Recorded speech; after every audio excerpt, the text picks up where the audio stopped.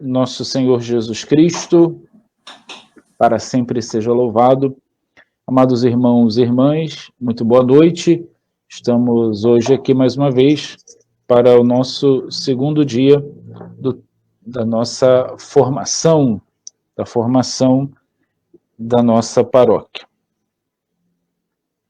Hoje, depois de participar pela manhã de uma formação também via as mídias digitais com todo o clero da Arquidiocese, depois de celebrar e fazer algumas visitas também na parte da tarde, temos a alegria de visitas a doentes, claro, né? Porque nós estamos respeitando a quarentena, tínhamos que visitar alguns doentes na parte da tarde, e agora com a nossa formação, a formação de todas as noites, nossa formação permanente.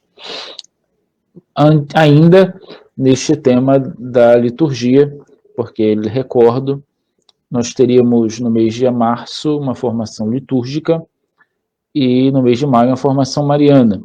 Então, nós iniciamos por essas duas realidades. Primeiro, a formação litúrgica e depois nós teremos na semana que vem a formação mariana. E estamos preparando tudo para esse momento formativo. Antes de começarmos propriamente, vamos fazer uma oração, pedindo ao Senhor que derrame sobre nós o seu Espírito. Em nome do Pai, e do Filho, e do Espírito Santo. Amém. Vinde, Espírito Santo, enchei os corações dos vossos fiéis, e acendei neles o fogo do vosso amor. Enviai o vosso Espírito, e tudo será criado, e renovareis a face da terra. Oremos. Deus, que instruístes os corações dos vossos fiéis, com a luz do Espírito Santo, fazei que apreciemos retamente todas as coisas e gozemos sempre da sua consolação, por Cristo, Senhor nosso. Amém. Santa Maria, sede da sabedoria, rogai por nós. Ontem, na nossa formação litúrgica, nós encerramos, portanto, aquele ciclo, não é? Formativo de questões mais práticas, quanto à celebração da Eucaristia, celebração da missa. Vimos no ano passado exatamente a missa parte por parte, vimos a questão do canto litúrgico, vimos também as questões das mudanças da missa antiga para a missa nova, da missa do rito de São Pio V para a missa do rito de Paulo VI, que é o nosso. Vimos essas mudanças e todas as implicações que tiveram em seguida. Ontem, nós olhamos a liturgia na perspectiva da missa, da questão ministerial, os ministérios da celebração da Eucaristia, o ministério ordenado e também os outros ministérios, né, de leitor, acólito e as outras funções litúrgicas, né, como vimos na noite de ontem.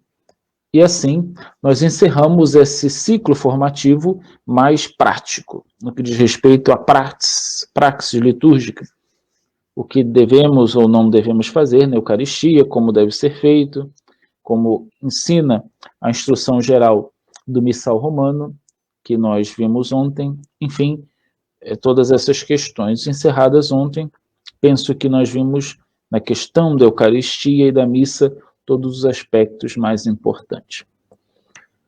Então, agora, nós, enquanto acolhemos cada irmão, cada irmã que se conecta para participar conosco, meu boa noite a todos e meu agradecimento à presença de cada um que está aí se conectando para participar da nossa formação. Enquanto as pessoas vão chegando, nós vamos falando um pouquinho de como será a nossa noite hoje. Hoje, nós iniciamos um outro ciclo formativo na questão da liturgia. Esse ciclo formativo que nós iniciamos, olhando agora a liturgia num aspecto mais amplo, não no seu aspecto prático, da praxis litúrgica, da vida litúrgica das comunidades, da igreja, do como fazer, né, de como celebrar a Eucaristia, mas olhando num panorama mais amplo, a questão mais ampla, nós exatamente nos colocamos aspectos mais espirituais da liturgia. A liturgia também como esse canal de nós tocarmos o divino. Falávamos isso muito no ano passado, né? A liturgia não é um conjunto de ritos, de regras que devem ser seguidas nas celebrações presididas pelo padre. Não é isso. É também, né? Faz parte da liturgia. Mas a liturgia é muito mais que isso. A liturgia como uma ação pública do povo de Deus que adora o Senhor, a liturgia olha para o alto, para o mistério sagrado e para o mistério da salvação, né? Em cada liturgia nós renovamos o mistério da nossa salvação. E é um pouco disso que nós vamos falar nesta noite. A liturgia como mistério de salvação, como concretização na vida cotidiana nossa desse mistério da salvação, que se renova a cada dia, se renova a cada momento. O mistério salutis, como diz o Papa Bento XVI, o mistério da salvação. Então, nós vamos abordar esse aspecto mais espiritual da liturgia, para que nós enxerguemos a vida litúrgica não apenas como um conjunto de normas, mas como algo que nos eleva de nós mesmos e nos faz alcançar exatamente o Senhor, né? A liturgia nos faz tocar levemente o mistério de Deus, e Deus nos toca profundamente na liturgia. Um pouco do resumo da colocação que eu quero apresentar na noite de hoje. Para isso, eu vou utilizar aqui este texto, chama-se Mistério da Salvação, Mysterium Salutis, liturgia, foi escrito pelo meu maestro, amato maestro Guido Marini, cerimoniário de Sua Santidade o Papa Francisco. Eu tive a honra de conviver durante quase 15 dias no período da JMJ no Rio de Janeiro. Eu convivi com o Monsenhor Guido Marini na pré-visita que eles fizeram, a jornada foi em julho, né? Em maio ele veio com 2 outros cerimoniários, e eu fiquei responsável, junto com o padre Arnaldo, de nós levarmos o Monsenhor Guido em todos os locais que o Papa iria, prepararmos aí essa pré-visita. Então eu acompanhei nesses 5 dias de pré-visita, e também tive a graça de conviver com ele durante a semana da JMJ, né? Passávamos todas as tardes e noites juntos na preparação das celebrações e na execução das celebrações da JMJ. Monsenhor Guido Marini é aquele que todo mundo diz que parece comigo, né? O cerimoniário do Papa, que todo mundo diz que parece um pouco comigo, e realmente parece um pouco. Até o Papa disse, né? Que nós parecemos um pouco. Então ele escreveu esse livro. Ele não é liturgista, o Monsenhor Guido Marini, ele é canonista, ele é formado em Direito Canônico, ele era professor na Faculdade de Gênova, na Itália, e também era o cerimoniário do arcebispo de Gênova, antes de ser cerimoniário do Papa. O arcebispo de Gênova era o cardeal Tarcísio Bertone, que quando Bento XVI foi eleito, logo depois Bertone se tornou o secretário de Estado do Vaticano. E o secretário de Estado trouxe o Guido Marini para junto do Papa Bento, e ele está lá até hoje, né, nessa função. Estou falando um pouco do Guido Marini, porque ele é o autor, né, desse livro de onde nós vamos tirar as reflexões de hoje, da liturgia, né? Lembrando que hoje nós vamos falar da liturgia em outro aspecto, não o celebrativo, mas um aspecto mais espiritual da questão litúrgica. Saúdo a todos os que nos acompanham aqui da Paróquia de Santo André, das nossas comunidades, também aqueles que estão acompanhando São de Fora, aí das paróquias vizinhas, de São Brás e tudo mais. Muito bem, o mistério da liturgia. A liturgia é um mistério. nós precisamos enxergar e aprender a enxergar a vida litúrgica da igreja como um mistério. Por isso, requer tanta preparação, porque não é algo, uma coisa qualquer. A liturgia da igreja é sagrada. E além de ser sagrada, ela se torna canal para que nós possamos perceber e contemplar o próprio mistério do Deus que se revela para nós. Liturgia, a palavra liturgia, se a gente até viu isso no passado, mas recordando um pouco, liturgia quer dizer ação do homem, ação pública, né? Liturgos, em grego, quer dizer ação pública, não é uma palavra religiosa. Nós que trouxemos para a nossa vida essa palavra. A liturgia, né? O conjunto de ritos que nos colocam numa ação humana, mas que para nós, católicos, essa liturgia é muito mais que uma ação humana, uma ação realizada pelos homens, mas que nos eleva para aquilo que é sagrado. Então a liturgia é a ação do homem, ação nossa. O padre é um homem, o bispo é um homem, o diácono é um homem, todos que leem são homens e mulheres, somos humanos, e essa ação humana tem muito de divino, tem algo extraordinariamente divino, que é exatamente a ação de Deus, a ação divina que se realiza também em todos e cada um de nós. Uma ação do homem que nos eleva até Deus. Isso o Monsenhor Guido Marini deixa muito claro na introdução do seu livro, quando ele fala da liturgia como essa ação real, física, né, porque utilizamos as realidades físicas para encontrar aquilo que está para além da física, além das realidades humanas, que é o próprio sagrado, que é o próprio Senhor. A essência da igreja, diz o Monsenhor Guido Marini, é seu mistério litúrgico.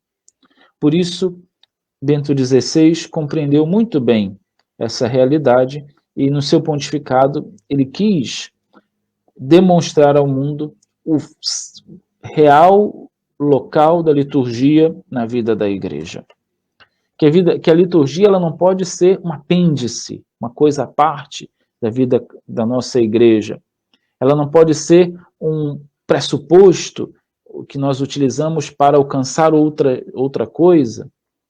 Ela não pode ser um penduricalho que nós fazemos como queremos. Não. A liturgia da igreja ela é a essência da nossa vida de fé, que é a própria liturgia. É a essência da igreja, é o seu mistério litúrgico, que nos faz contemplar o próprio mistério da salvação. Ou seja, nas realidades litúrgicas, na vida sacramental, na vida da igreja, essa vida litúrgica nos faz contemplar o próprio mistério da nossa salvação, da vida em Cristo. Fomos salvos pela cruz e ressurreição de Cristo.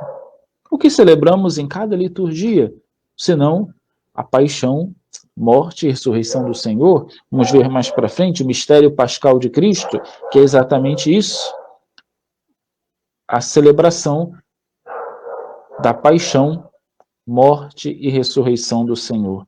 E essa celebração litúrgica nos faz contemplar, nos faz alcançar os mistérios divinos. Algo que fazemos entre nós, que nos eleva, que nos faz ser elevados até as categorias celestes. Toda ação litúrgica é sagrada. Portanto, nem tudo que se tem realizado é litúrgico. Às vezes, no afã da caridade, nós ferimos o sagrado. O Monsenhor Guido Marini vai dizer que toda ação litúrgica é sagrada. Por isso, ela deve ser realizada com todo o decoro, com todo o respeito. Porém, nem tudo que hoje fazemos na liturgia é sagrado. Precisamos ter muita atenção a isso, né? Existem muitas coisas, muitos abusos litúrgicos que fazemos muitas vezes em nome de uma evangelização mais enculturalizada, né?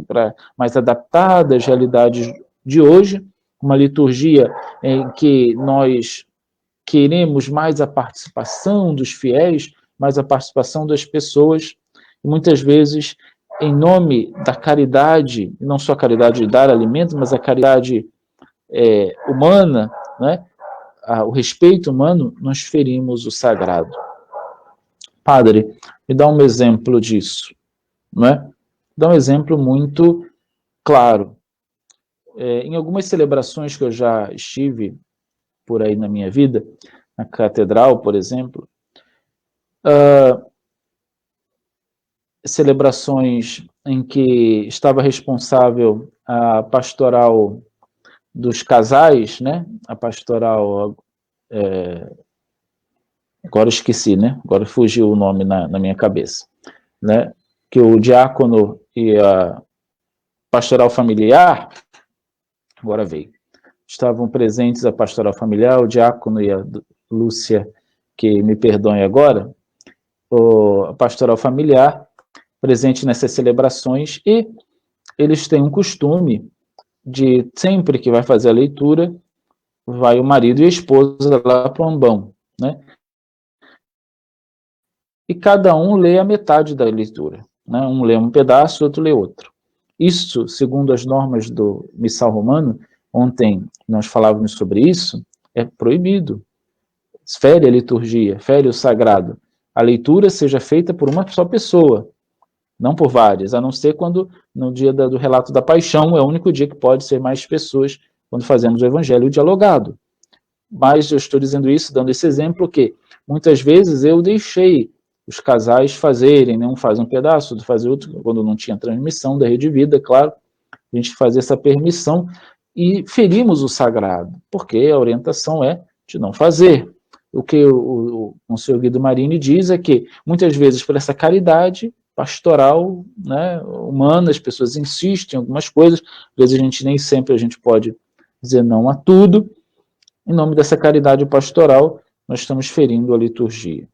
Muitas vezes, em nome dessa caridade, podemos nos exceder em algumas coisas, em algum canto, em alguma realidade, alguma oração. A missa, e as celebrações litúrgicas não podem ter a sua sacralidade ferida. A missa é sagrada. O ato litúrgico é sagrado. Então, muitas vezes, em nome de algumas realidades, nós ferimos esse sagrado. Exatamente, Walter, pastoral familiar, já saiu, né? Demorou, mas fui buscar lá dentro do HD do Winchester e veio. Boa noite, Lúcia Queiroz, tudo bem? O Walter está aqui defendendo, né? Está defendendo a pastoral familiar, está muito bem. A liturgia, ela possui também um ritmo, uma cadência, que são próprios da liturgia, respeitando, claro, os costumes e a índole de cada local. Isso é muito importante. É um dos aspectos que o Monsenhor Guido Marini fala, e gostaria de me deter um pouquinho nisso. E essa é uma opinião, claro, de muitos liturgistas, aqui das quais eu compartilho, mesmo não sendo liturgista formado, mas um liturgista meio que na prática, eu compartilho dessa ideia de que a liturgia tem uma cadência, ela tem um ritmo, né? Que seria uma cadência? Ela tem uma maneira de ser celebrada, né? E que nós, muitas vezes, vemos em algumas celebrações litúrgicas que essa cadência ela é atropelada, né? Ou se faz tudo muito rapidamente, né? Ou se faz devagar demais, ou se colocam coisas na cadência litúrgica que não fazem parte dela, ou se tiram coisas que são essenciais para o bom andamento da celebração litúrgica. Enfim, é importante que a gente saiba que a liturgia ela tem uma índole, uma cadência que são próprias, né? O ritual, ele tem um tempo, né? Ele tem uma cadência. Não podemos celebrar a liturgia com pressa de acabar, né? Eu fico sempre muito preocupado com o horário. Eu confesso que eu não gosto de cansar as pessoas, sobretudo na homilia, e vocês sabem que minha homilia não é lá das mais demoradas, ela é bem sucinta, bem direta naquilo que deve ser falado, mas essa realidade eu tenho muito comigo, de não demorar demais na liturgia. Mas nem por isso eu celebro com pressa, né? Fazemos tudo com muita tranquilidade, eu penso, né? Com muita cadência. E assim deve ser a liturgia. Não podemos a liturgia não pode ser atropelada, nem pode ser aquela coisa que não anda, né? Às vezes acontecem algumas celebrações por aí que o ato penitencial dura 20, 30 minutos, né? Algumas celebrações mais carismáticas, e a pessoa fica lá mexendo com o emocional dos outros. Então, eu penso que a liturgia ela tem uma cadência, não precisa ser um ato penitencial de meio segundo, mas também não precisa ser um ato penitencial de 50 minutos, né? Uma coisa é, a gente precisa ter um pouco de bom senso, claro que sempre respeitando a índole do lugar. O próprio Monsenhor Guido Marini, num dos nossos encontros que eu tive com ele depois visitando em Roma, ele dizia que tudo que ele escreveu aqui vale para o mundo inteiro, salvo para alguns lugares da África, porque a África é um mundo litúrgico à parte. Mas, porque a índole daquele lugar é daquele jeito. Em alguns lugares, a questão do ritmo, da dança, da batida diferente, é da índole do lugar. Então, ali, o sagrado para eles é assim. Então, né, não tem nenhum problema, mas é da cultura daquele povo. É mais do que da sua cultura, é da identidade, até mesmo litúrgica, espiritual daquelas pessoas. Dançar para eles é uma expressão divina, né? Uma expressão do divino. Então eles entram lá dançando com sua maneira, e lá não se fere o sagrado, porque lá é a cultura de lá, não tem nenhum problema. Agora, de modo que aqui nós não podemos fazer do mesmo modo, porque aqui não é da nossa cultura, ninguém vai em lugar nenhum dançando, ou vai, né? Agora meu cabelo bagunçou tudo. Ninguém vai não vai em lugar nenhum dançando. Lá na África, até para ir no mercado, eles vão dançando, né? Para fazer tudo, eles fazem dançando, né? Mas não é o nosso caso aqui, não é o caso nosso brasileiro. Claro, a gente tem os ritmos nossos próprios, mas não é que a gente faça tudo dançando, né? Não é verdade? Então, precisamos ter esse respeito. A liturgia tem, portanto, essa cadência, essa maneira própria de ser conduzida. Agora, uma das frases mais belas desse livro, que eu acho, e que expressa tudo que eu acho da liturgia, é que eu vou ler agora. A liturgia, poderiam até anotar se estiverem aí, a liturgia não vive de inúmeras invenções arbitrárias, fruto da criatividade de ninguém. Ela vive de repetições solenes. Isso é a liturgia. Isso é o cerne da vida litúrgica. A liturgia não pode vir de invenções arbitrárias, fruto da criatividade de ninguém, nem do padre, nem do papa, nem ninguém. Mas ela vive de repetições solenes. Isso é um mistério. E aí nós mergulhamos no mistério profundo da liturgia. Um exemplo. Cada sábado santo. Pensem no sábado santo. Eu acho que é a missa que nós preparamos melhor, que é a missa mais importante do ano litúrgico. Pensem no sábado santo. Sabemos exatamente o que vai acontecer. O padre vai entrar com a luz apagada, com o círio aceso, vai cantando Eis a Luz de Cristo, vão entrando, depois acendem-se as luzes, leem as 7 leituras, se cantam os 7 salmos, o padre faz o exulte, nós depois entoamos o glória, se acende, todo mundo sabe o que vai acontecer. Tudo se repete. Todos os anos nós repetimos o mesmo rito da missa do Sábado Santo. Mas nós percebemos que cada ano é diferente. Há uma novidade. A solenidade com que damos aquele momento nos renova, nos faz viver a alegria pascal, a alegria da Páscoa, de um modo que a gente não sabe explicar. E é isso que a liturgia nos coloca. Esse é o mistério da vida litúrgica. Repetições solenes que vão nos colocando junto de Deus, vão nos aproximando de Deus, nos aproximando do Senhor. Não precisamos inventar, fazer cascata de fogos, bolas, entrar com as flores dançando, cobrir não sei o quê, botar neon. Não precisamos disso.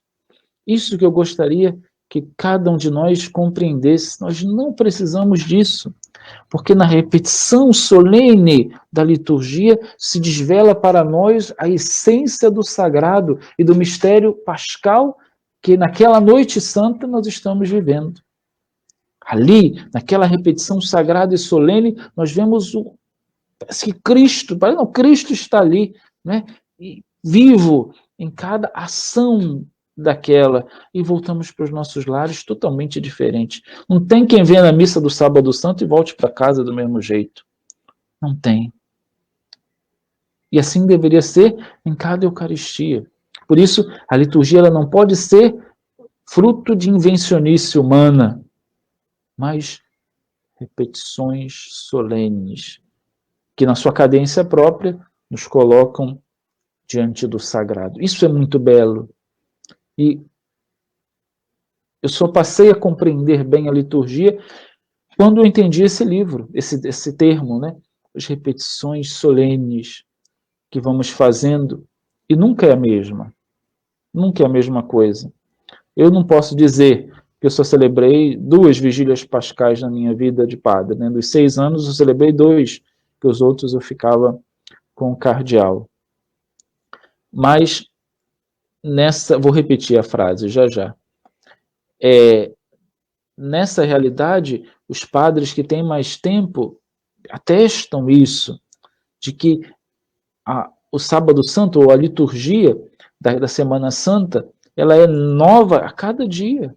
Cada dia, mesmo fazendo as mesmas coisas, ela se renova, porque a liturgia não é algo estático. Ela tem uma cadência, mas ela não é estático.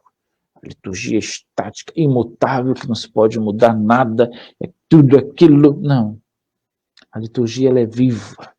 E ela tem uma vivacidade própria. Não precisa colocar invencionices nela, dentro dela, para que ela se torne viva. Tem gente que acha que para a liturgia ser viva eu tenho que inventar e colocar outras coisas. Não precisa. Ela tem a sua vivacidade, a sua ânima, a sua força. Essa palavra que tem nos acompanhado esses dias do ânimo, o Espírito Santo é a ânima, a alma da igreja. Então o Espírito Santo próprio dá essa vida à liturgia.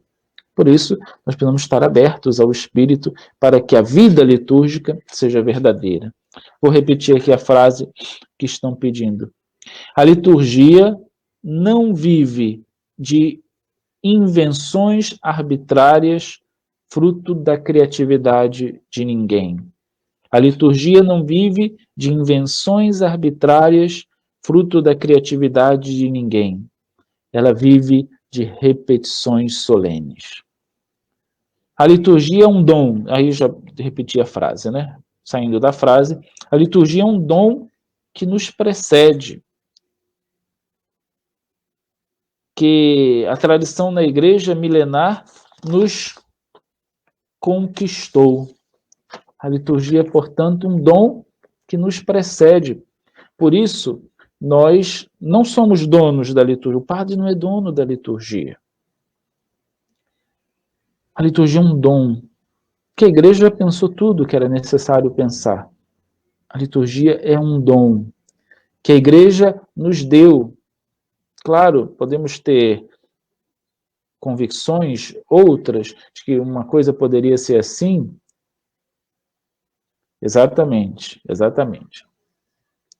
A liturgia poderia ser assim, poderia ser assado? Não. Podemos até pensar assim, contudo, a questão da vida litúrgica da igreja, a liturgia, ela não está subordinada ao padre. Não. É o contrário. Nós que devemos respeitar as normativas litúrgicas. Nós que devemos realizar a liturgia como a igreja pede, porque ela é um dom do Espírito que a igreja conduz.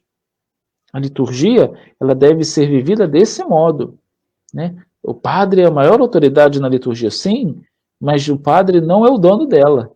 A gente ter autoridade é diferente da gente ser o dono e poder mudar ao nosso bel prazer, fazendo as coisas que nos são agradáveis. Se eu fosse fazer tudo que me agrada na liturgia, eu ia fazer várias partes da liturgia em latim, ia cantar muito mais do que eu canto, né?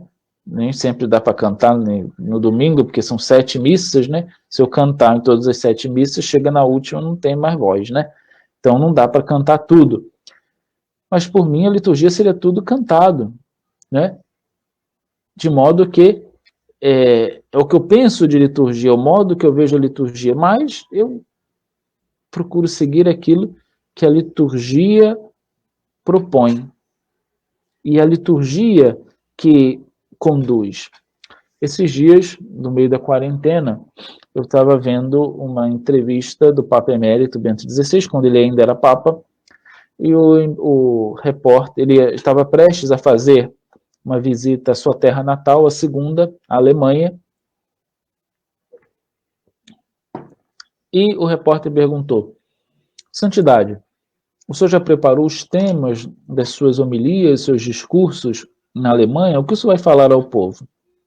Ele disse: olha, claro que sempre tem alguns temas que a gente deve tocar, questão da secularização e outros temas, mas eu me deixo guiar pela palavra de Deus na liturgia daquele dia. E é a liturgia que vai me dizer o que eu vou dizer ao povo da Alemanha. Eu achei isso fantástico, né?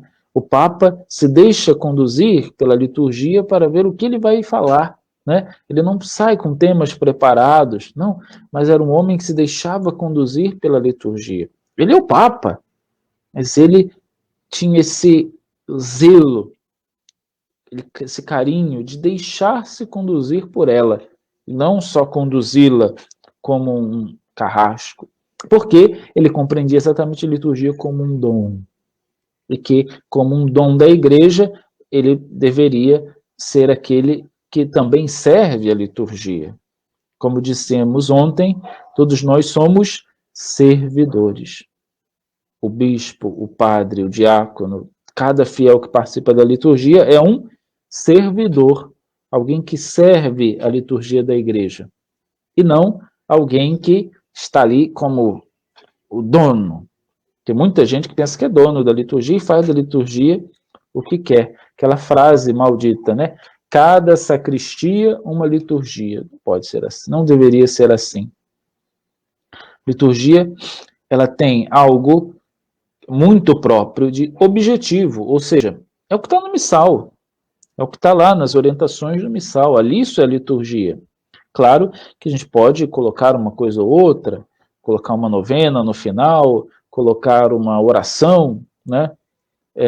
Fazer uma oração depois da homilia, não vejo nenhum problema disso, quem é mais carismático. Enfim, existem coisas que não há problema, mas tem muita gente que, se fazendo de dono da liturgia, o senhor da própria liturgia, acaba deixando de transmitir o que ela tem de sagrado. E aí vemos diversas profanações, que aí no tempo da Páscoa, né, a gente recebe aqueles vídeos das celebrações litúrgicas e aí pelo mundo afora, profanação, diversas profanações do sagrado, né? Diversas coisas inaceitáveis, né? que são realizadas em nome dessa visão de que o padre pode ser, ou quem quer que seja, pode ser o dono da liturgia, é o sujeito, né? Ele é o sujeito dono daquela situação. E não pode ser assim. Não deve ser assim. Somos servos e devemos servir sempre. E esse serviço deve estar em toda a nossa própria vida. Somos servidores que se colocam à disposição também do sagrado.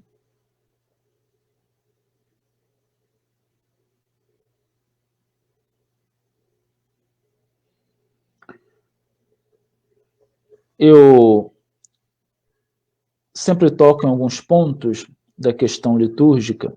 Espero que tenha ficado bem compreendido essa visão da liturgia como mistério de Deus, como mistério sagrado, que nos faz tocar levemente a Deus por nossas ações humanas, mas, sobretudo, somos tocados profundamente por Deus. É uma troca que há na liturgia, né? Nós, com as nossas ações humanas, tocamos levemente a Deus, e Deus nos toca profundamente pelos mistérios sagrados que celebramos. E, vivendo isso, participamos do próprio mistério do Deus vivo, mistério da vida escondida de Deus, que só compreenderemos totalmente quando diante dele estivermos. Toco agora, ainda nessa questão da liturgia, em alguns pontos práticos e reais. Até já falamos de alguma coisa ontem, mas que são importantes. Está no livro, porque há algumas questões, né, que o Monsenhor levanta. A primeira que ele levanta é a questão da cruz do altar, né? Vocês sabem que no altar agora nós temos uma cruz virada para o padre.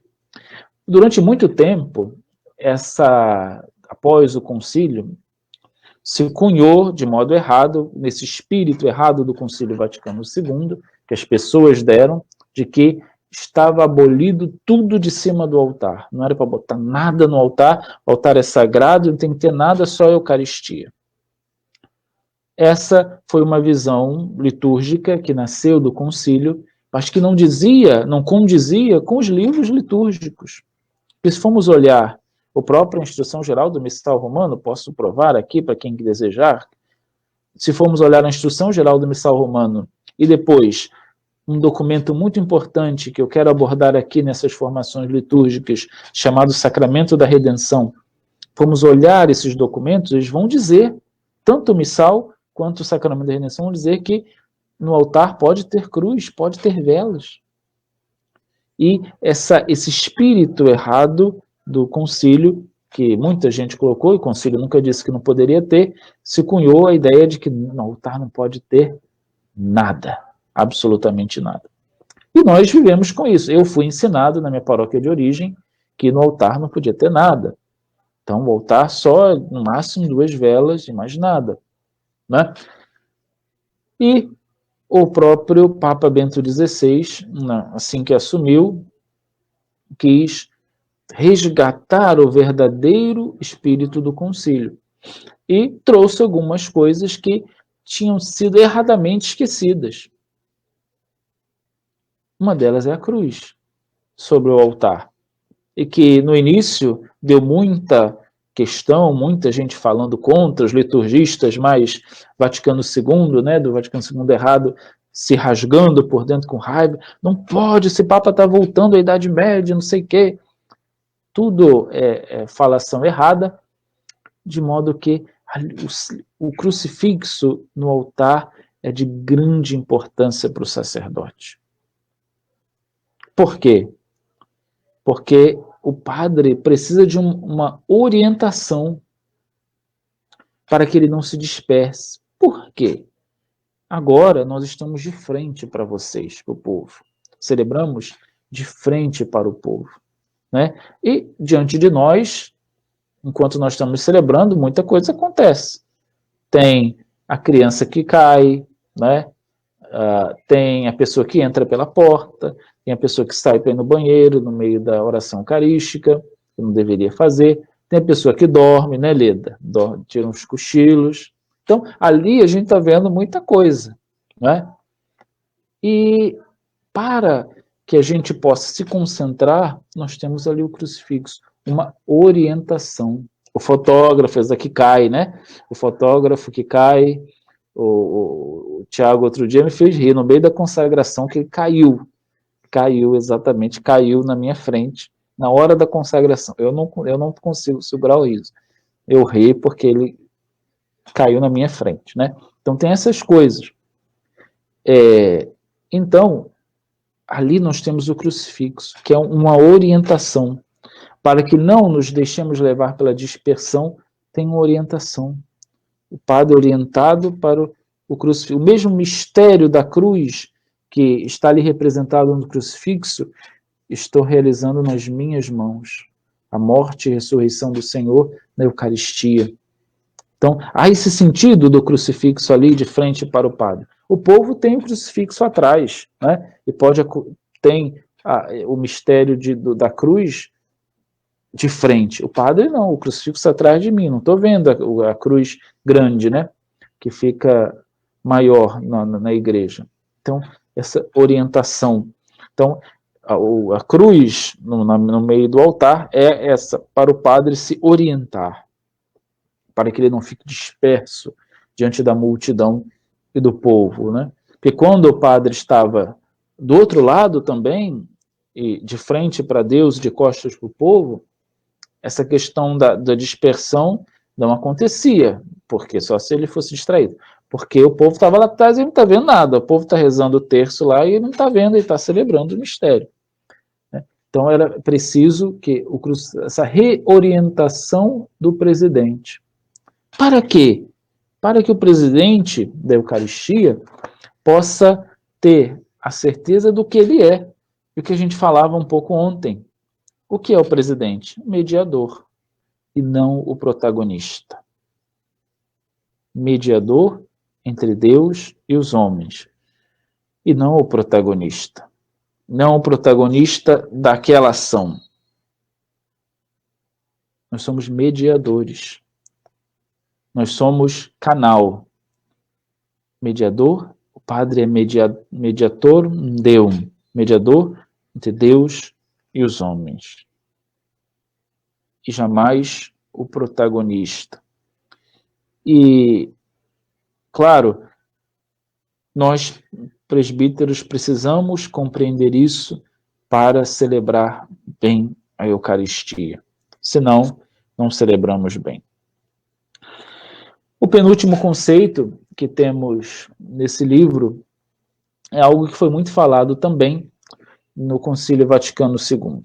A crítica de muitos padres conciliares naquela época, 1960, era que a missa em latim, o povo não participava. Não havia participação do povo, porque ele não compreendia, não respondia. Isso está correto e errado. Tem uma parte que é correta e tem uma parte que é um equívoco. Por quê? Mesmo que não compreendamos na missa aquilo que se é falado, nós podemos participar. Ouvir é participar. Se eu estou ouvindo uma palestra, não é que eu não estou participando dela, estou lá, participando. Ouvir a missa também é participar. Eu tirei férias no início do ano e tive que ir à missa na Polônia. Não falo polonês, não entendo nada.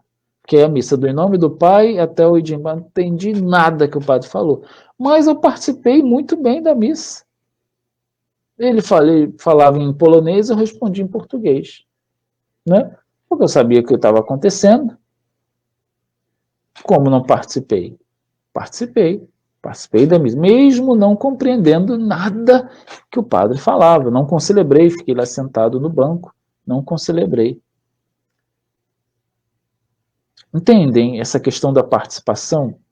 Eu posso não compreender aquilo, mas posso participar.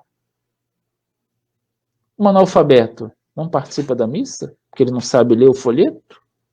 Sabe, participa, claro. Ele canta, ele escuta as leituras, ele escuta a homilia, ele se levanta na hora que tem que levantar, ele senta na hora que tem que sentar.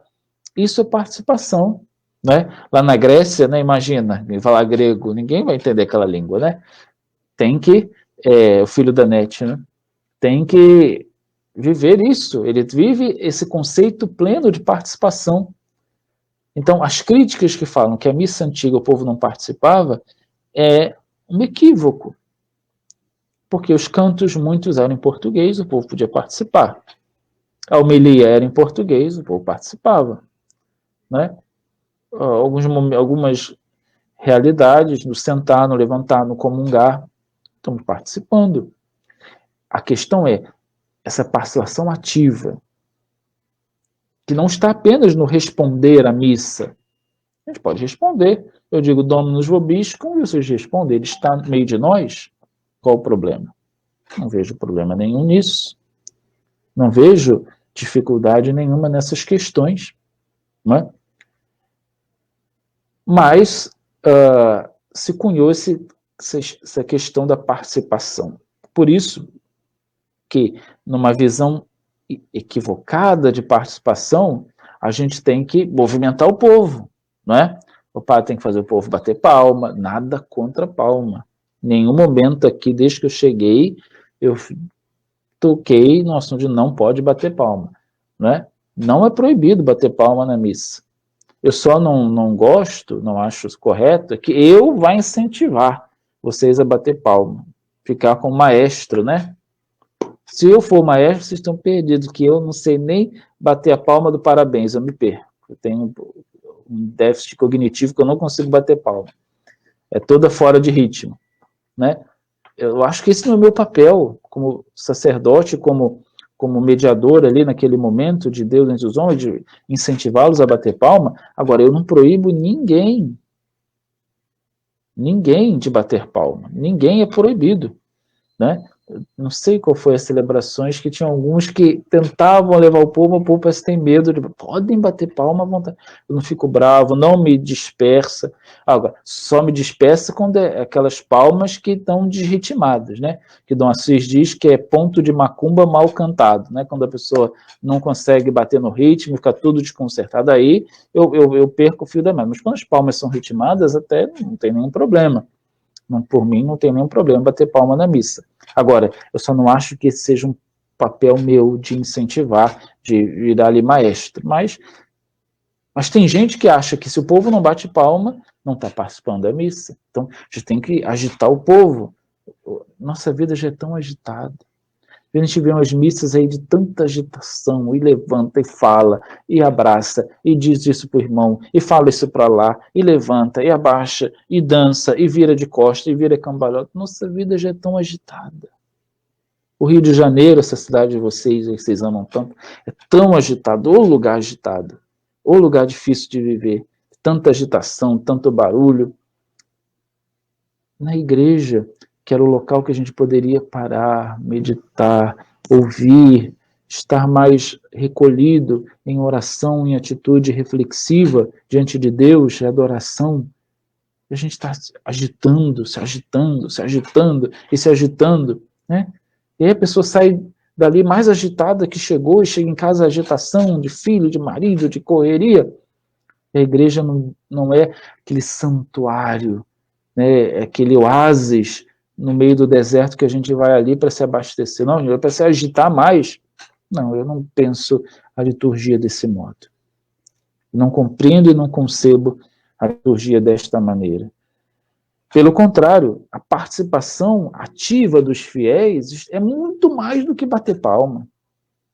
É muito mais do que gritar, né? Porque tem algumas assembleias aí que eu vejo o povo gritando, não está cantando, está gritando. E o padre vai junto e grita e ministra, né? Uma coisa assim que a gente fica até surpreso de, não parece a igreja católica, parece a igreja evangélica, que tem o seu jeito, o seu ritmo próprio, não tem essa cadência litúrgica nossa, o jeito eles agitar mesmo. E Participação não é isso, minha gente. Participar da liturgia é ouvir bem a palavra. Participar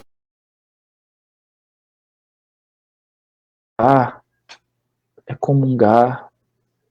Sabe quando você não participa da missa? Bem, quando estamos lá cantando, os cantos, está todo mundo de boca fechada. Não está participando. E aí, mas bate palma, mas não canta. O cantar é mais importante. Ato penitencial, glória, eu vejo o povo. 80% das pessoas não cantam ato penitencial. Aqui na Santo André, não sei em outras igrejas, não cantam ato penitencial, não cantam o glória, não cantam o canto de entrada. 80%. Isso é participação do povo, ativa, que deveria realizar, e a gente não realiza. Mas aí muita gente quer participar de outras coisas, não é? Quer falar as partes do padre, né? Quando o padre diz, por Cristo, com um monte de gente vai. Não, é só meu. Aí é minha parte. O povo responde com amém. Né? Às vezes não faz o que deve fazer e quer fazer o que não deve. Mas isso não é uma culpa deles. É culpa de uma má catequese. Né? Então, por isso, esses momentos de formação são importantes. Nosso povo não participa de formação. A gente oferece uma formação. Aqui na Santo André é diferente um pouco. O povo vem. Mas em outras paróquias que eu passei, a gente oferecia formação, o povo que vem à missa não vinha, não. É mais o pessoal de pastoral. E eu tinha que implorar muito. O pessoal de pastoral. Mas o povo das missas dominicais não vem. Aqui muita gente que só vem na missa domingo participa das formações, sim. Principalmente litúrgica. Para perceber essas coisas, que participar é isso. É se integrar Lembra da imagem que eu utilizei ontem, da liturgia como orquestra, em que cada um faz a sua parte, e ninguém pode desafinar, senão desafina o todo? Quando o povo não canta, desafina o todo da orquestra. Não está participando. Quando não... Tem gente que vem à missa, mas aí é gente que não participa todo dia, né? Sempre. Que passa a missa inteira sentado. Claro, se a pessoa tem um problema na perna, é doente, é idoso, tudo bem. Mas gente nova, que passa a missa inteira sentado. Todo mundo sabe que eu tenho um jeito assim muito particular, eu não chamo a atenção de ninguém na missa. Muito difícil, muito raro. É muito raro alguém me desconcentrar na missa. Então eu não chamo a atenção das pessoas publicamente. Nem dos coroinhas, às vezes eles erram, já me deram água com sabão, água com sal, água sanitária para beber na liturgia, e eu não falei nada, né? Não briguei na hora, eu falei depois, uma vez quase me mataram de calor, né? E depois viram a minha fúria. Me deram água quente para beber, num calor de 40 graus aqui no verão, então, mas na hora eu não briguei com ninguém, só briguei no final. Aí não ficou ninguém na sacristia, até o diácono fugiu. Então ia sobrar para ele também. Então, eu não brigo com ninguém na hora, mas eu vejo. Sabe por que eu não brigo? Porque a liturgia não é lugar para a gente brigar. É lugar para a gente rezar. Local de oração. Não é para brigar com ninguém, chamar atenção. Só se for uma coisa assim muito assintosa, né? Mas aqui pelo menos nunca aconteceu, né? Só uma vez já aconteceu sim, né? No Céu dos Pobres, uma vez. Não vou dizer com quem foi, não. Mas quem estava lá viu. Não é lugar de brigar, mas é lugar de rezar. Por isso, precisamos compreender bem, o livro termina dizendo esse conceito de participação ativa. A liturgia termina exatamente, Lúcia Mota, água com formiga, lá na Nossa Senhora da Conceição já me deram também. Cada formigão é enorme. A liturgia deve nos levar à união com Deus, expressão máxima da alegria e da sacralidade do ato.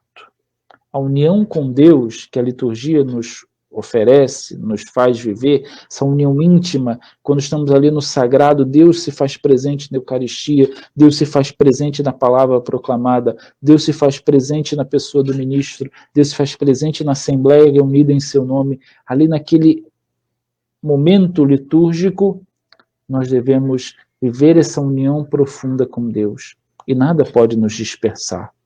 Nada, não podemos participar da liturgia pensando na conta que tem que fazer, no almoço, na conta que tem que pagar, no almoço que tem que fazer, no marido que não chegou em casa ainda. Não, a gente precisa desligar de tudo, rezar por isso tudo, mas desligar para estarmos unidos com Deus. É o momento máximo da vida da igreja em que nós nos unimos a Deus na liturgia, nos unimos a Deus, como eu disse, tocamos o mistério de Deus e somos tocados profundamente, invadidos profundamente pelo próprio Senhor. Tocamos levemente o sagrado, a força enorme de Deus, e somos tocados profundamente.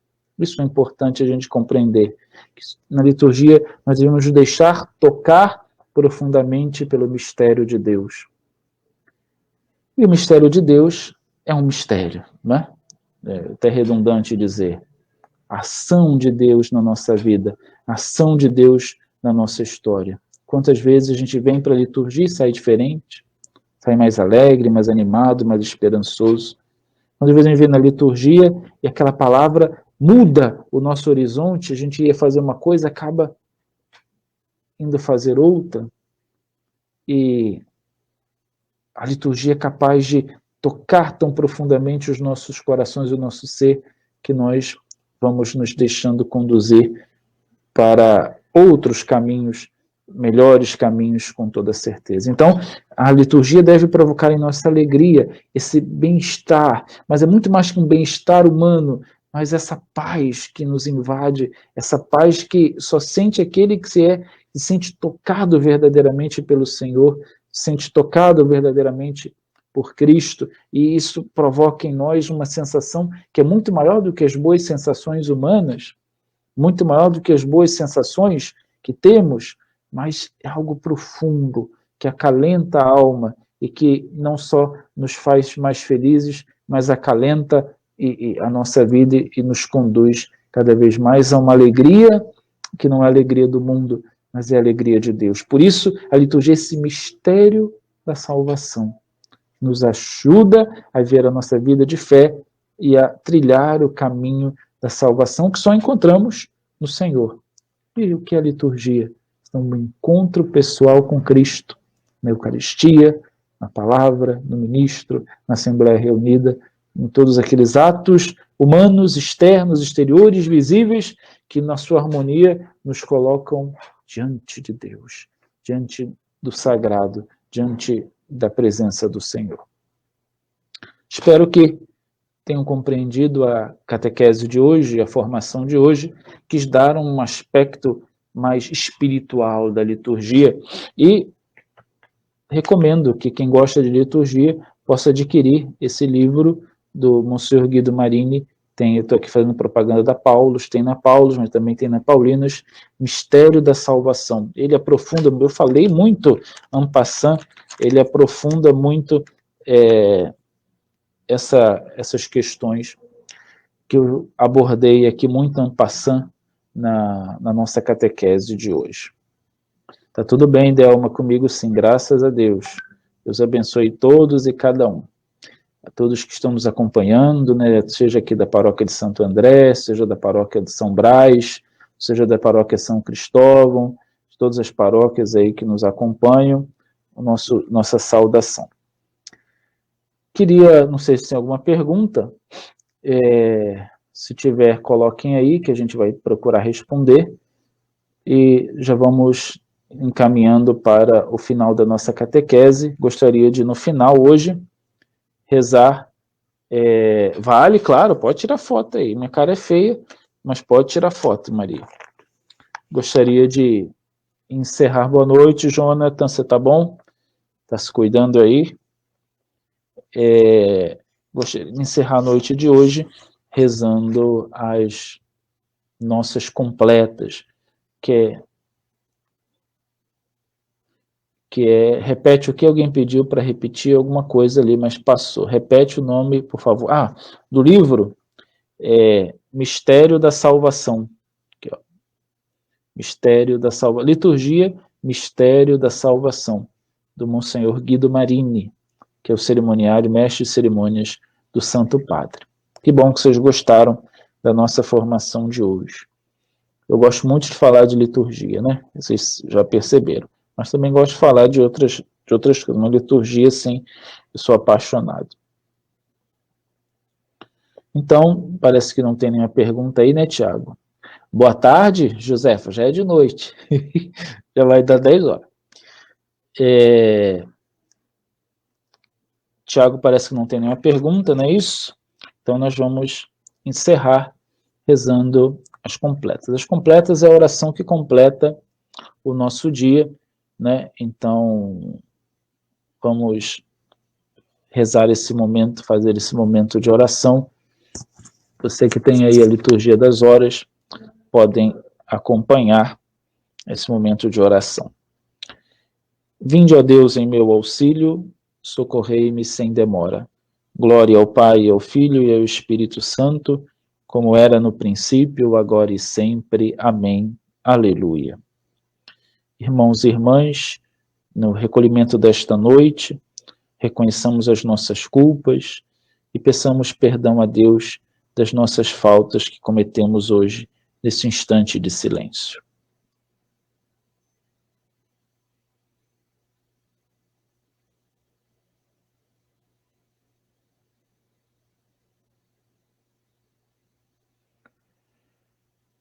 Confessemos os nossos pecados. Confesso a Deus Todo-Poderoso e a vós, irmãos e irmãs, que pequei muitas vezes por pensamentos e palavras, atos e omissões, por minha culpa, minha tão grande culpa, e peço à Virgem Maria, aos anjos e santos, e a vós, irmãos e irmãs, que rogueis por mim a Deus nosso Senhor. Deus Todo-Poderoso, tenha compaixão de nós, perdoe os nossos pecados e nos conduza à vida eterna. Ó Jesus, Redentor do Universo, Senhor, Verbo eterno do Pai, luz da luz invisível que dos vossos remidos vigilante cuidais.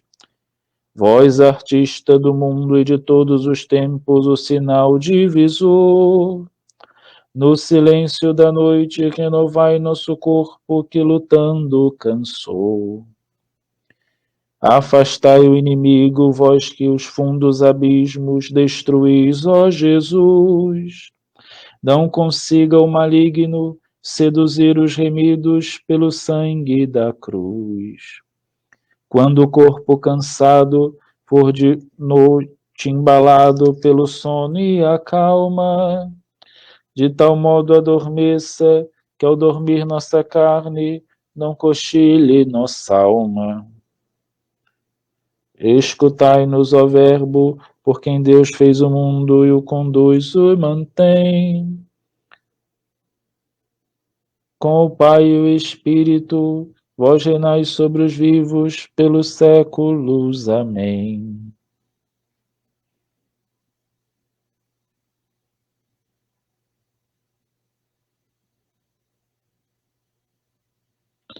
Ué, Thiago, saiu?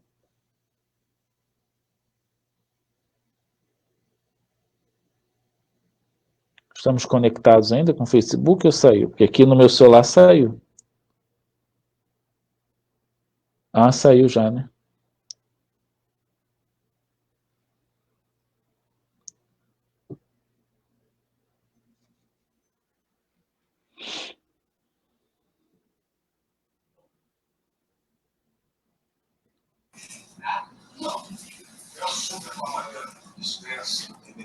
Saiu, é? Não, tá normal. Tá normal? Porque no meu celular saiu aqui. Esquisito, tá normal. Tá. Então vamos continuar.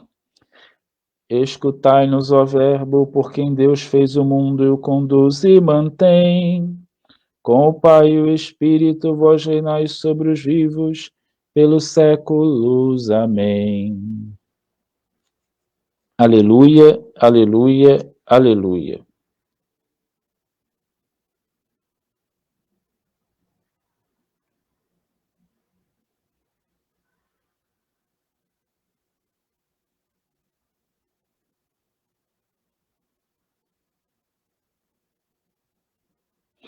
Não, Thiago, aqui no meu tá expirado. Esta transmissão ao vivo expirou, tá escrito aqui. Expirou não? Então vamos lá.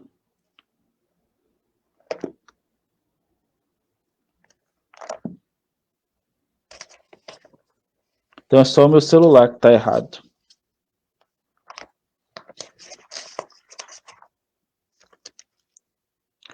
Rezamos então os salmos desta quarta-feira. Senhor, eu ponho em vós minha esperança, que eu não fique envergonhado eternamente, porque sou justo, defendei-me e libertai-me. Inclinai o vosso ouvido para mim, apressai-vos, ó Senhor, em socorrer-me. Sede uma rocha protetora para mim, um abrigo bem seguro que me salve. Sim, sois vós a minha rocha e fortaleza, por vossa honra orientai-me e conduzi-me. Retirai-me desta rede traiçoeira, porque sois o meu refúgio protetor. Em vossas mãos, Senhor, entrego o meu espírito, porque vós me salvareis, ó Deus fiel. Glória ao Pai, e ao Filho e ao Espírito Santo, como era no princípio, agora e sempre. Amém.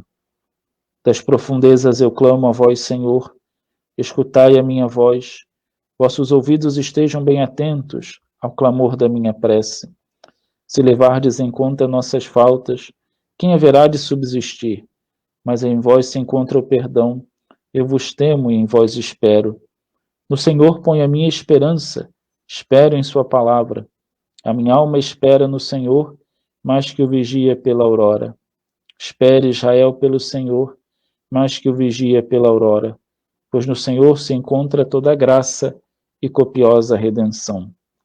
Glória ao Pai, ao Filho e ao Espírito Santo, como era no princípio, agora e sempre. Amém. Aleluia, aleluia, aleluia. Leitura da Palavra de Deus, Efésios 4, 2, 26 a 27. Não pequeis, que o sol não se ponha sobre o vosso ressentimento, não vos exponhais ao diabo.